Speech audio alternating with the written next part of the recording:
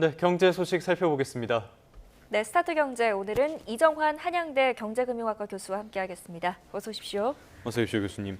오늘은 짚어볼 이슈가 상당히 많은데요. 일단은 미국부터 가보도록 하겠습니다. 사실 저는 이 내용을 접하고 나서 제가 제대로 본 게 맞나 깜짝 놀랐어요. 이게 제정신으로 나온 이야기인가 싶을 정도였는데 트럼프 대통령이 칩스법 보조금을 현금 대신에 지분으로 전환하는 방안을 공식화했다고 해요. 인텔까지는 알겠는데 이거를 삼성까지도 적용할 수 있다고 합니다. 이 중국이라면 모르겠는데 미국에서 이런 발표 나온다는 게 저는 믿어지지가 않거든요. 어떻게 보셨습니까?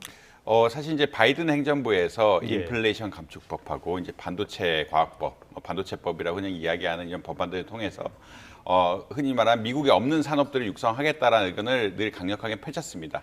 인플레이션 감축법에서는 친환경 산업에 대한 어떤 보조금을 주는 거였고, 이 반도체법에 대해서는 반도체 기업에 대해서 보조금을 줘서 미국 내 공급망을 안정시키겠다는 의견이었고, 예. 사실 이제 트럼프 대통령이 되자마자 처음 한 일이 인플레이션 감축법에 대해서는 친환경 이게 사실 맞지 않다라고 하면서 아예 보조금 제대를 없애버렸다라고 말씀드릴 수 있겠습니다. 이제 그러면 남은 것이 이제 반도체법에 관한 보조금이라고 이야기할 수 있는데, 이 보조금에 대해서 지분 전환을 하겠다라는 이야기거든요. 이거 보조금이 아니라 우리가 주식 투자한 것처럼, 그러니까 지분을 산 것처럼 계산을 해달라는 이야기를 하고 있고, 이것이 인텔에 대해서 보조금 지급한 금액에 따라서 10%를 달라. 삼성전자 뭐 지금 지분만 계산하면은 한 1.6%대 뭐 굉장히 좀 높은 수준으로 나오고 있거든요. 그러니까 이제 보조금이 아니라 미국 정부가 투자한 걸로 해석을 해서 가져가라는 이야기라고 보시면 될 것 같고요. 그렇다는 이야기는 어떤 거냐면 근본적으로 보조금 주기 싫다. 라는 예. 큰 맥락은 깔려 있다. 관세가 이미 제도화되어 있는데 짓고 싶은 공장들은 자기 돈으로 지어라라는 큰 맥락은 있다라고 아마 이해하시면 되지 않을까 이렇게 생각을 하고 있습니다. 네, 미국은 뭐 이번 조치로 인해서 대주주의 그 지분을 가진다고 해도 경영에는 개입할 의사가 없다 이렇게 밝히긴 했지만 그래도 이 정부가 민간 기업의 지분을 가진다는 건 굉장히 의미를 가지는 일이잖아요. 예, 그래서 일단 그 삼성전자가 미국 정부가 가지는 것을 허락할 것이냐라는 예. 이슈가 분명히 있고요. 그런 건 어떤 거냐면, 이제 보조금을 안 받으면은 우리 돈으로 짓겠다라는 이야기를 할 수가 있거든요. 우리가 보조금을 받지 않고 지금 반도체법 보조금이 지분 유예 상태인데 지분 유예 상태고 앞으로도 영원히 안 받고 그렇다는 얘기는 받지 않고 그냥 지분에 참여하지 말라라는 시나리오로 갈 가능성이 사실은 높다라고 아마 일단은 이해하시면 될 것 같습니다. 예. 그러니까 미국 정부가 삼성전자의 기업에 참여를 해서 지분을 갖는다는 사실 자체가 좀 그러니까 일본 기업 운영 입장에서는 좀 납득하기 어려운 일이기 때문에 그쪽은 좀 피할 가능성이 높다라고 개인적으로 생각을 하고 있고요. 예. 만약 이제 미국 정부가 들어와서 이제 지분 참여를 한다라고 하면은 경영진이 눈치를 안 볼 수가 없죠. 그렇죠. 그러니까 지금도 법과 제도를 통해서 눈치를 보고 있는 상황에서 미국 정부가 말은 안 한다고 하지만 흔히 말해서 경영권에 대해서 개입을 안 하겠다라고 이야기하고 있지만 언제든지 지금 이렇게 지분이 있기 때문에 그리고 보통주를 산다는 거는 늘 그런 권한을 가질 수가 있기 때문에 우리가 이제 지금의 삼성전자의 경영이 미국 정부에 반하는 것이므로 경영권을 행사하겠다라고 이야기해도 사실 막을 방법이 그렇죠. 별로 없습니다. 예. 그러니까 왜냐하면 정부도 주주로서의 역할을 할 가능성이 분명히 있기 때문에 주주의 권한을 지금은 계약할 때는 행사 안 하겠다라고 할 수 있겠지만 계약하고 나서는 이게 경영이 잘못된 것 같다라고 판단을 하고 행사를 할 수 있는 여지가 분명히 있기 때문에 그게 법적으로 주주의 권한이기 때문에 이런 것에 대해서는 사실 좀 논란이 있을 수밖에 없다라고 이야기하고 있고요. 사실 이제 6월에 일본 제철이 US 스틸 인수할 때도 미국 정부에 대해서 중요한 경영권 같은 것들은 그렇죠.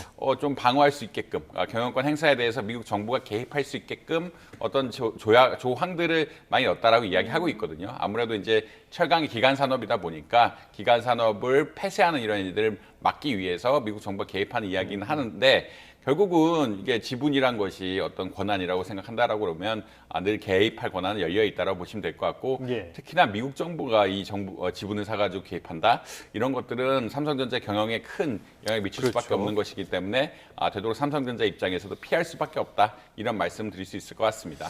그래서 외신 쪽에서 나오는 평가가 트럼프 행정부가 권위주의, 공산주의, 사회 자본주의 이런 데를 벤치마크하고 있다. 이런 아주 나쁜 평가까지 나올 정도로 상식적으로 굉장히 이해하기 힘든 그런 발표라고 볼 수가 있겠습니다. 자, 이런 상황에서 연준에서 7월 공개시장위원회 FOMC 의사록을 공개를 했어요.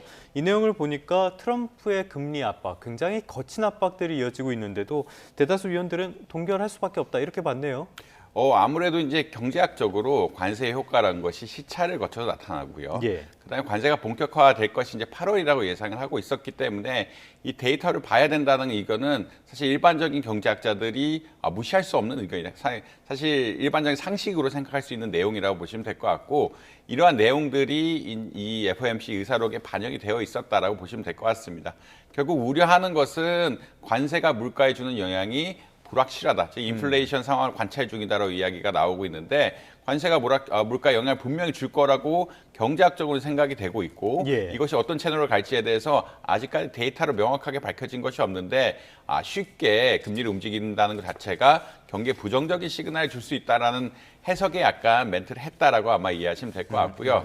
그러니까 관찰을 해봐야 된다는 이야기입니다. 관세의 효과라는 것이 분명히 시차를 거쳐서 나타날 것이고 경제학적으로는 관세를 매긴다는 것 자체가 일부 올라간 부분에 대해서는 소비자들에게 전가를 할 것이라고 분명히 예측되는 상황에서 예. 데이터를 안 보고 의사를 결정한다는 건 사실 좀 쉽지 않은 이런 결정이라고 보시면 될 것 같고요. 그래서 7월 FOMC 의사록 자체는 그러니까 일반적인 상식선, 그러니까 관세에 대한 효과가 분명히 있는 것 같고 그렇기 때문에 인플레이션에 대한 효과를 좀 봐야 된다라는 상식론적인 얘기가 나왔고 그 상식론적인 얘기가 나왔다는 얘기는 그 다음에 어떻게 보면 금리 인하 가능성에 대해서 약간은 좀 부정적일 수 있는 의견이었다라고 이렇게 말씀드릴 수 있겠습니다. 네. 우선 현지 시간으로 22일에 이제 잭슨홀 미팅이 이제 예정이 되어 있기 때문에 여기서 어떤 이야기들이 나올지도 굉장히 관심사고요. 여기에 대한 우려 때문에 우리 주가와 환율도 굉장히 흔들렸습니다. 추이 어떻게 보셨어요? 사실 이제 시장에서 기대하는 거는 9월에 금리를 인하할 것이 분명하다. 예. 그리고 얼마나 금리를 인하할 것이냐, 0.25%냐 포인트냐 아니면 그보다 더 내려서 0.5%까지 갈 수가 있느냐에 대해서 굉장히 고민을 하고 있다라고 보시면 될 것 같고요. 근데 이제 시장의 기대를 파월 의장이 이 잭슨홀 미팅, 굉장히 경제학적으로 중요한, 그러니까 미국 경제 상황에 대해서 정책적으로 중요한 미팅에서 발언을 어떻게 할 것이냐에 대해서 좀 관심을 가지고 있다라고 보시면 될 것 같습니다. 예. 시장에서 우려하는 것은 예측보다 파월 의장이 매파적으로 발언할 수 있다는 의견이거든요. 결국은 금리 인하를 할 텐데 9월 달에 금리 인하를 할지라도 그 다음 금리 인하 스케줄 같은 것들을 흐려놓는, 지금은 시장에서 올해 금리 인하를 3번 할 것이다 이런 기대까지 형성이 되면서 금리 인하에 대한 기대감이 높게 갔는데 파월 의장이 금리 인하보다는 인플레이션이 중요하고 실업률 자체는 그렇게 높아지지 않았기 때문에 경제 전반이 안정적이라는 의견을 갖게 되면은 사실 이제 금리 인하 기대감이 좀 떨어질 수밖에 없는 이런 상황이다라고 보시면 될 것 같습니다. 그래서 우리가 9월에는 금리가 인하될 것이라 많이 예측을 하고 있고 파월 의장도 9월 달에는 한번 내릴 거라고 생각을 하고 있는데 그 다음 경로가 어떻게 갈 것이냐, 그러니까 9월에 또 얼마나 떨어뜨릴 것이냐에 대해서는 이 파월 의장의 발언이 굉장히 중요하다고 보시면 될 것 같고 실업률하고 어떻게 말하자면 실업률이 굉장히 나쁘지 않고 인플레이션 우려가 있다는 이런 매파적으로 나오게 되면은 시장의 금리 인하의 기대감이 좀 떨어질 수밖에 없고 이것이 기술주, 그래 우리나라 주가에 영향을 미칠 수밖에 없는 이런 상황이다라고 보시면 될 것 같습니다. 알겠습니다. 그래서 최근에 보면은 우리 코스피가 한참 질주하더니 최근에는 별로 힘을 못 쓰는 모습들이 연출이 되고 있는데요. 말씀하신 것처럼 지금까지 말씀해 주신 거는 대외적으로 우리에게 불리한 상황들이고요. 내부적으로도 별로 그렇게 좋은 이야기는 안 들립니다. 최근까지 우리 시장을 이끌어왔던 거는 소위 말하는 조방원, 조선, 방산, 원전 이쪽인데요. 먼저 조선부터 보도록 할게요.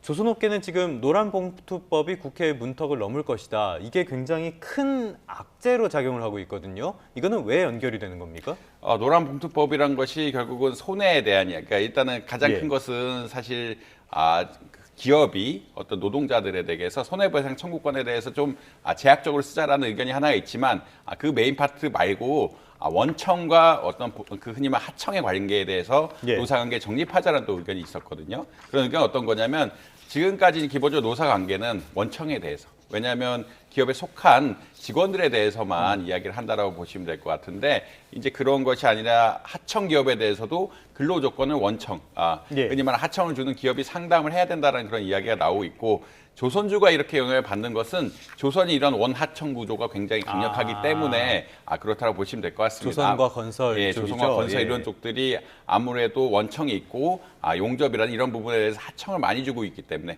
하청 근로자들이 흔히 말하는 근로조건 같은 것들을 변경하게 되고 이것이 협상에 계속 나서게 된다고 이러면 기업 입장에서 굉장히 또 부담스러울 수밖에 없거든요. 그러니까 모든 하청 노동자들, 하청이라는 게 또 한 군데만 주는 것이 아니라 A 하청, B 하청, C 하청, D 하청 이렇게 여러 개를 주는 것이기 때문에 이런 데 또 부담을 가질 수밖에 없다라는 그런 입장에서 뭐 조선주라든지 이런 데 좀 어떻게 보면 우려 섞인 기대가 반영되고 있다라고 아마 보시면 될 것 같습니다. 예. 네, 제게 이런 우려에 더해서 지금 김용범 정책실장의 발언도 굉장히 이제 논란이 되고 있는 상황입니다. 그다음 이제 조방원 중에 원 한번 살펴보겠습니다. 원전 대장주가 줄줄이 급락했는데 이건 이제 웨스팅하우스와 한수원 간의 어떤 굴욕 합의 논란 때문이겠죠? 아무래도 이제 웨스팅하우스와 한수원은 좀 관계가 깊죠. 그러니까 웨스팅하우스가 원천 기술이 있었는데 한수원 이런 원천 기술을 받아들여서 한국형 원자로를 개발했다. 이게 큰 스토리고요. 근데 이제 얼마나 웨스팅하우스의 기여분이 한국형 원자로를 개발하는데 있었느냐가 사실은 흔히 말하는 협상의 대상이다라고 보시면 예. 될 것 같습니다. 특히나 미국은 원전 같은 데 있어서 수출 통제를 하거든요. 수출 통제를 한다는 것은 어떤 거냐면 원전이 그러니까 자기 기술을 가지고 다른 나라에 지을 때 미국의 법을 통해서 이런 수출에 대해서 관리할 수 있는 그러니까 물론 한전이 하지만 혹은 한수원이 하지만 웨스팅하우스가 개입할 수 있는 법안, 수출 관련 법안이 있습니다. 뭐 이런 것이 반도체 원철 기술들이 있어서 흔히 말하는 노광 장비 수출이라든지 다 영향을 미치고 있는데 이것이 원자력에도 비슷하게 적용되는 경우라고 할 수가 있고요. 예. 그렇다는 이야기는 어떤 거냐면 한수원이 원자력 발전소를 짓거나 할 때 이런 수출 관련 법안이라든지 웨스팅하우스와의 지적재산권 합의가 굉장히 중요할 수밖에 없다. 미국이 일정 부분 용인을 해줘야 어떻게 보면 원자력을 질 수 있는 원자력 발전소를 질 수 있는 이런 권한이다 보시면 될 것 같고요. 예. 그렇기 때문에 사실은 지금 가장 논란이 되는 것이 뭐 원전 한 길이 지을 때마다 한 1조 원 가량의 돈이 웨스팅하우스로 흘러가야 되는 것이 아니냐. 원전 1기당 한 기당 물품 용역 계약으로 한 9천억 원, 그 다음에 로얄티로 한 2천억 원까지 이렇게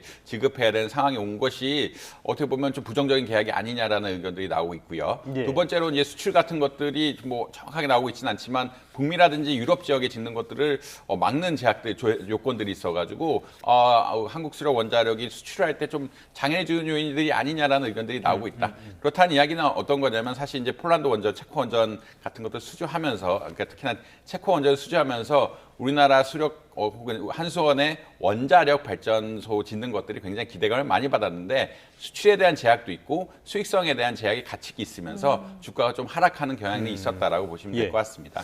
알겠습니다. 말씀하신 것처럼 이제 내부적으로 이런 문제들이 터지면서 주가에 어떤 하방 압력을 줬다고 볼 수가 있겠고요.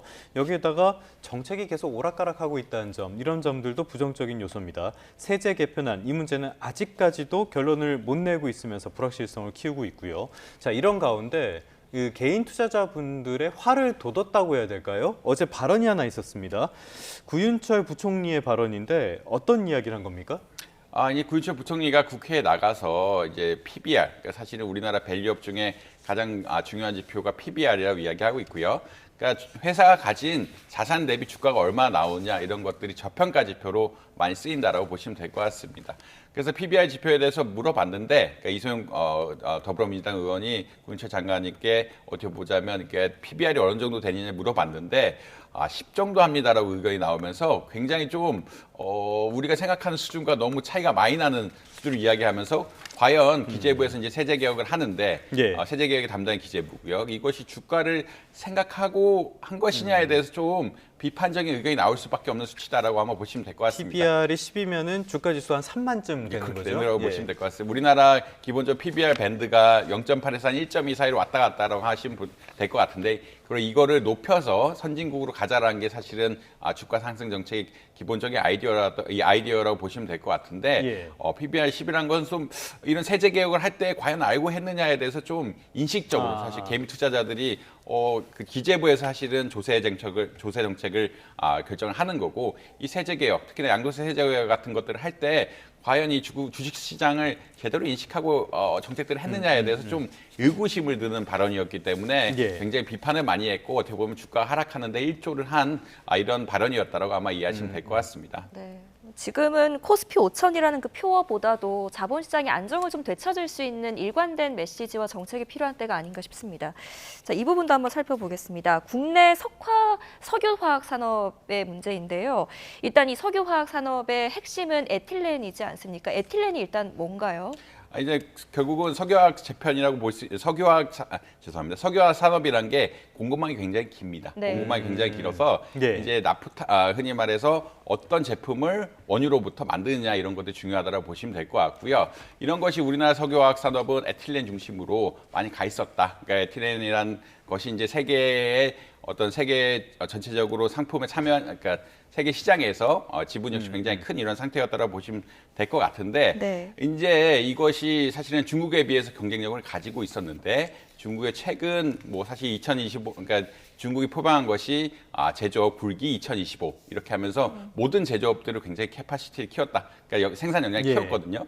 그러다 보니까 사실 중국이 하지 않은 영역을 우리나라 석화 산업이 하고 있었는데 중국이 이 부분까지 다 들어오면서 어떻게 보자라면 중국에 대해서 가격 경쟁력이 있고 오히려 중국의 생산량이 너무 많아지다 보니까 예. 중국이 수출을 해야 되는 이런 입장까지 이런 상황이 되면서 경쟁이 격화되면서 우리나라 석화 산업의 수익성이 굉장히 줄어들었다라고 아마 이해하시면 되지 않나 이렇게 생각을 할 수 있겠습니다. 그렇기 때문에 사실 이 석화 산업을 구조 조정을 해야 되느냐 계속 살려야 되느냐에 대한 또 논의가 예. 나오고 있거든요. 그러니까 이제 앞으로도 중국과의 가격 경쟁력이 계속 차이가 난다라 그러면 어느 수준에서 구조 조정을 하고 그다음에 어느 수준에서 기업들을 만들어야 될 거냐에 대한 의견이 나오고 있는데 워낙 중국이 2015년부터 2025년까지 석유화학 산업 및 전반적으로 제조업을 많이 늘렸기 때문에 이 경쟁력에 대한 좀 의구심이 들고 있는 것은 사실이고 예. 어느 정도 도와줘야 되는 것이냐. 그러니까 과잉 생산이 예상하고도 방치에 따라 이야기하고 있는데 중국이 또 예상보다 너무 빨리 늘렸거든요. 빨리 늘리고 기술 개발 역시 생각보다 빨리 늘렸기 때문에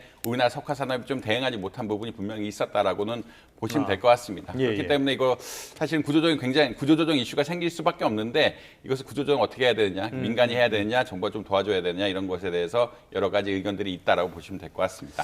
알겠습니다. 일단은 어제 어떤 발표 같은 게 있었어요. 일단은 구윤철 부총리나 김용범 대통령 정책실장이나 산자부 장관이나 일단은 업계 쪽의 자율적인 자구 조정 이런 것들을 강조를 했단 말이에요. 그러면서 구체적인 대책은 이제 연말쯤 내놓겠다라고 이야기를 했는데 그러다 보니까 이 구체적인 지원안도 미뤘고 기업들의 자구 노력에 맡겼다. 이게 골든타임을 놓치는 거 아니냐. 빨리 정부가 나서야 되는 거 아니냐. 이런 이야기도 나오거든요. 어떻게 보십니까? 사실 이제 석유화학 산업이 흔히 말하는 자본이 많이 들어가는 예. 사업이라고 보시면 될 것 같고 그렇다는 얘기는 공장 같은 것도 굉장히 많다. 설비 시설 같은 것들이 굉장히 중요하다고 보시면 될 것 같습니다. 근데 이것을 어떻게 해결할 것이냐?